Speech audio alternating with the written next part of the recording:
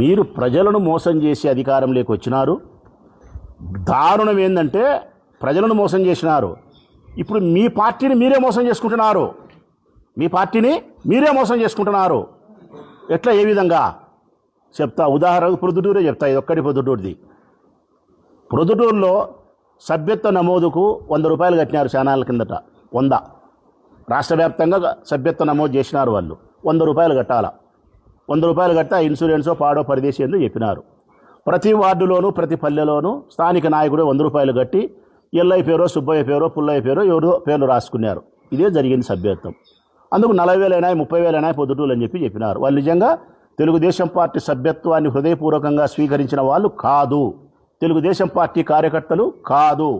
ఏ నియోజకవర్గంలో ఏ పార్టీకి కూడా 40,000 మంది 50,000 మంది కార్యకర్తలు ఉండడం అనేది అంత ఆషామాషి వ్యవహారం కాదు.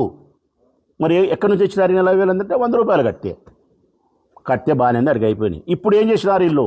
పార్టీకి కూడా మోసం అంటే కన్నా ఉదాహరణకు ప్రొద్దుటూరు నంద్యాల వరదరాజిరెడ్డి కుమారుడు వీళ్ళ తెలివితేటలు ఎట్లాంటి అంటే ఈ క్లస్టర్లు పెట్టినారు మహానాడుకు. అంటే 1, 2, 3, 4, 5 వార్డులు కలిపి ఒక చోట మహానాడు. ఈ 5 వార్డుల్లో క్లస్టర్లలో జరిపినప్పుడు ఒక్కొక్క వార్డులో సభ్యత్వ నమోదు చేసిన వాళ్ళు 400-500 ఉంటారు. 5 వార్డులు కలిపి 2,500 ఉంటారు. ఈ 2,500 మంది ఆ ఇన్కన్వీనియన్షన్లేకి బొల్లవరం లేకి వచ్చి మహానాడు జరపాలి. అంటే 1,000, 1,500, 2,000 రావాలి. రారు కదా. సభ్యత్వం నిజంగా మీ వాళ్ళు కాదు కదా. కార్యకర్తలు ఇంట్రెస్ట్ లేదు కదా. మహానాడుకు రారు కదా. ఆడ ఫెయిల్యూర్ అవుతారు కదా. ఆడ రికార్డు వాళ్ళు ఆన్లైన్లో కనపడుతుంది. ఎందుకంటే సభ్యత్వ నమోదు కార్డు ఉంటుంది కదా. ఆ కార్డు తీసుకొచ్చి గీకాల లోపలికి వచ్చినప్పుడు.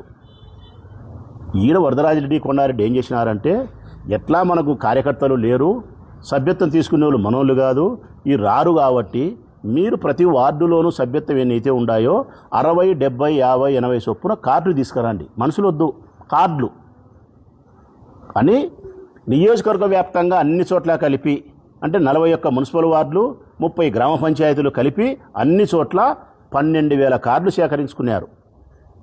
12,000 కార్డులు సేకరించుకొని సభ్యత్వ కార్డులు ప్రతి క్లస్టర్లోనూ ఆ కార్డు గీకినారు. 50, 70, 80, 100 గీకినారు. అప్పుడు వాళ్ళకి ఆన్లైన్లో ఏం కనిపిస్తుంది?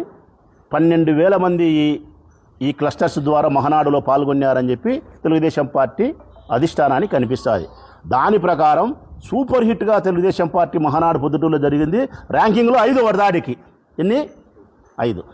ఎందుకురా 5 వచ్చాయి, 6 వచ్చాయి, చూసి రాచి అన్నీ వచ్చాయి మార్కులు. ఇంట్లో బుక్ పెట్టుకొని రాచి. ఇది మన కార్యకర్తలా? మనుషులు లేరు, కార్డులు వచ్చినాయి ప్రజలారా. ఆ మనుషులు ఎక్కడి నుంచి వచ్చినారంటే మీరే చూసుకోండి.